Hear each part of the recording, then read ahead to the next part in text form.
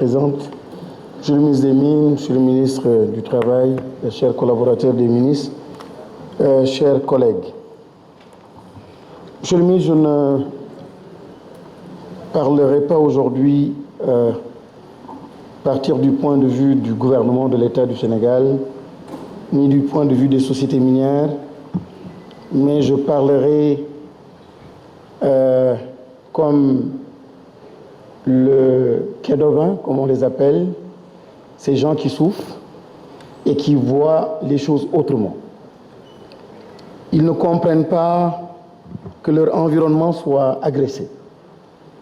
Ils ne comprennent pas que tout récemment, un décret soit signé pour autoriser à la société PMC d'aller au-delà de la zone tampon dans le parc Niokolo-Koba.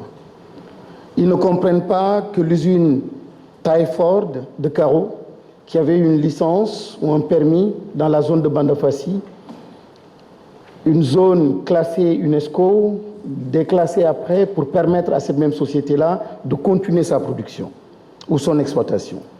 Ils ne comprennent pas que cette économie-là industrielle soit complètement extravertie. Aucune ligne, aucune filière, personne. Généralement, j'ai beaucoup d'amis d'ailleurs qui pensent qu'à Kédougou, on peut avoir des bijoutiers, on peut y trouver de l'or, mais ils n'y voient pas, ils ne voient pas du tout la couleur de l'or. Pas de bijoutier, pas d'artisanat, rien dans un contexte et dans un secteur pourtant où cela devrait être possible. Ils ne comprennent pas qu'ils soient parfois dépossédés de leurs champs. Les champs qui étaient à côté, très souvent, donc le sous-sol, quand on a le permis, on a le droit de les déposséder donc de leurs champs. Ils ne comprennent pas surtout que les enfants décrochent souvent de l'école. Tous les enfants veulent aller vers les mines à 7 ans, 8 ans, 10 ans. Et aujourd'hui, les parents encouragent même la famille à aller vers là parce qu'il n'y a que ça pour survivre. Ils ne comprennent pas que la prostitution puisse ravager donc les familles, les enfants. Ils ne comprennent pas que l'argent fasse la loi. Ils ne comprennent pas qu'ils soient abandonnés à eux-mêmes et qu'ils abandonnent petit à petit ce qu'ils savaient faire. L'agriculture. Aujourd'hui, tous les jeunes, c'est soit être chauffeur, petit électricien, petit technicien, mais ce qu'on sait faire de façon durable, malheureusement, Kédougou est en train de tourner le dos à sa véritable vocation, l'agriculture et l'élevage. Et ils souffrent beaucoup quand ils voient des jeunes venir de Thiès, venir de Louga, de Dakar, prendre leur place et leur job. Et quand ils veulent revendiquer, on leur dit tout simplement que vous n'avez pas la qualification. Ils ne comprennent pas, tout simplement, Monsieur le ministre, qu'aucun siège pour ces multinationales-là, ces sociétés minières, ne soit érigé donc dans une capitale, par exemple à Saraya ou à Kédougou, aucun siège. Pour les rencontrer, il faut aller aux Almadies pour les voir.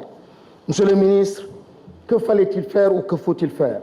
Les 10% de l'État, je pense réellement, si nous voulons transformer ces territoires-là et ces terroirs, mais renoncer à ces 10% et donner ces 10%-là aux collectivités locales. Si réellement vous voulez une véritable transformation, Monsieur le ministre, le fonds de péréquation et d'appui aux collectivités locales, pourquoi vous les retenez aussi longtemps? Et pendant ce temps, les populations, les enfants, l'école, les hôpitaux, ce n'est pas juste. Si on veut changer, ma collègue l'a dit tout à l'heure, et c'est le président Ouad qui utilisait bien ce qualificatif-là, arrêtez ce misérabilisme avec donc la RSE.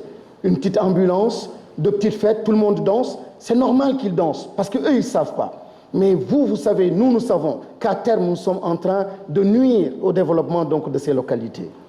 Et tout simplement, Monsieur le ministre, comment transformer de façon durable si, en 10 ans, 20 ans, je ne peux pas vous citer un seul nom d'entreprise, de PME issu de cette région-là et impliqué donc dans ce secteur minier? C'est tout simplement inadmissible.